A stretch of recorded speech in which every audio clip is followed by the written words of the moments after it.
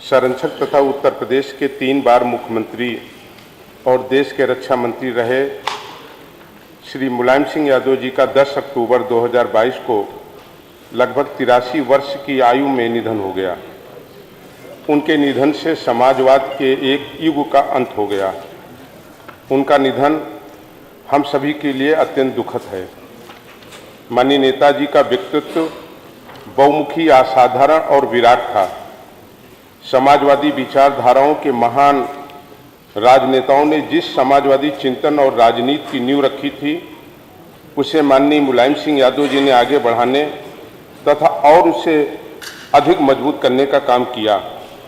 समाजवाद की राजनीति करने वाले एक संघर्षशील नेता तथा सामाजिक न्याय के प्रबल पक्षधर के रूप में उन्होंने वंचितों के उत्थान और समाजवाद की स्थापना और उसके प्रसार की दिशा में अपना संपूर्ण जीवन अर्पित कर दिया। माननीय नेताजी एक साधारण किसान परिवार में जन्म लेकर के अपने संकल्प और अपने वैचारिक प्रतिबद्धता से उन्होंने समाजवाद को जन जन का आंदोलन बनाने का काम किया।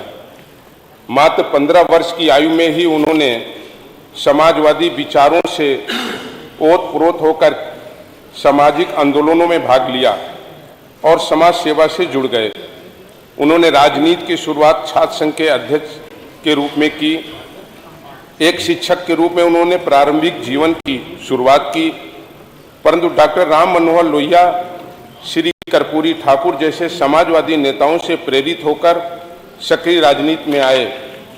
वे सर्वप्रथम वर्ष 1957 में जसवंत नगर इटावा से संयुक्त सोशलिस्ट पार्टी से विधानसभा के सदस्य निर्वाचित हुए।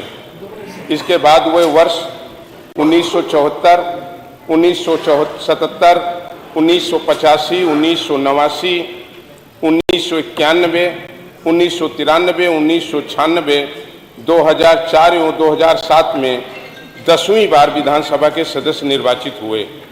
वर्ष 1992 में वे विधान परिषद के सदस्य भी निर्वाचित हुए और विधान परिषद तथा विधानसभा में नेता विरोधी दल के पद पर रहे। वे विधानसभा की महत्वपूर्ण समितियों के सदस्य भी रहे। वे श्री राम नरेश यादव मंत्रिमंडल एवं श्री बनारसी दास मंत्रिमंडल में मंत्री भी रहे। माननीय नेताजी एक संवेदनशील जनप्रतिनिधि और मंत्री के रूप में उन्होंने जनता के कल्याण और प्रदेश के विकास के लिए कार्य किया। वे वर्ष 1989 से 1991, 1993 से 1995 तथा 2003 से 2007 तक प्रदेश के 3 बार मुख्यमंत्री रहे। मुख्यमंत्री के रूप में प्रदेश के विकास और समाज के सभी वर्गों के लिए ऐसे कार्य किए जो प्रदेश की राजनीति में मील का पत्थर साबित हुए। वे राजभाषा हिंदी के प्रबल पक्षधर थे। उन्होंने पीसीएस की परीक्षा में अंग्रेजी की अनिवार्यता समाप्त की, जिससे प्रदेश के लाखों ग्रामीण परिवेश के शिक्षित युवाओं को लाभ हुआ और वे इन परीक्षाओं में सम्मिलित हो सके। लोकसभा सदस्य के रूप में उत्तर प्रदेश की राजनीति के साथ साथ देश की राजनीति में भी उनकी महत्वपूर्ण भूमिका रही है। वे वर्ष 1996, 1998, 1999, 2004, 2009 तथा 2014 में लोकसभा के सदस्य के रूप में निर्वाचित हुए।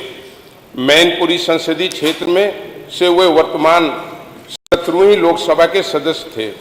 वे संसद की पेट्रोलियम और प्राकृतिक गैस संबंधी स्थायी समिति एवं ऊर्जा संबंधी स्थायी समिति के सभापति तथा विभिन्न महत्वपूर्ण संसदीय समितियों के सदस्य रहे।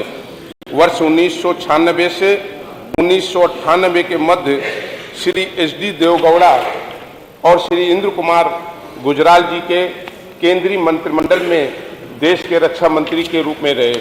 रक्षा मंत्री के रूप में उन्होंने देश हित में कई परंपराएं आरंभ की।